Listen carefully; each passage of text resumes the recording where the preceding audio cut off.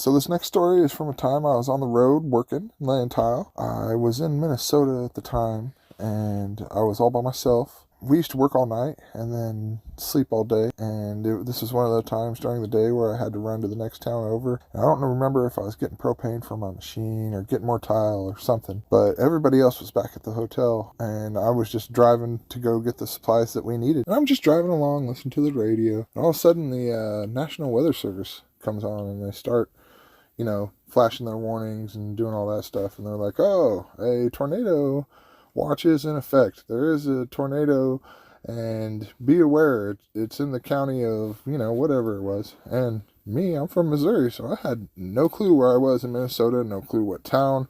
I had no idea. I'm just out in the middle of nowhere, and this was like a field area.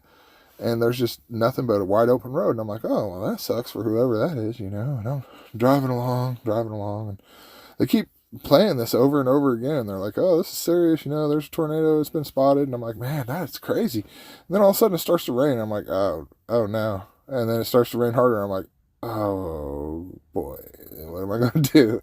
And then it starts to hail. And I mean, I'm talking like heavy hail. And I'm like, oh man, I'm going to get caught in this, and I'm not going to be able. This is terrifying. And I mean, the hail was so intense. It was crazy. And I couldn't hardly see where I was going right in front of my face. And I mean, I didn't know where I was, what was going on. I knew I was out in the middle of nowhere. I hadn't seen houses for a minute, and I was just driving, and I'm like, oh man, what am I going to do?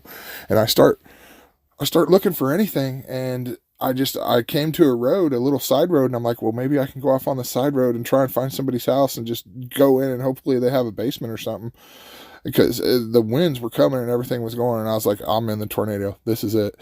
And I'm like, this is bad. I don't know what to do. And I look over at the road sign, and there's a stop sign right where I'm at, and I'm just trying to figure out what I want to do, whether I want to go further down the gravel road, and the roadside bends straight over. I'm like, oh no, this is it.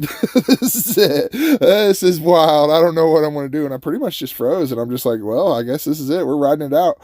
And I mean, the truck shook, and everything was crazy, and the hell was wild. And I mean, it was just in the middle of the most intense storm I've ever been in, man.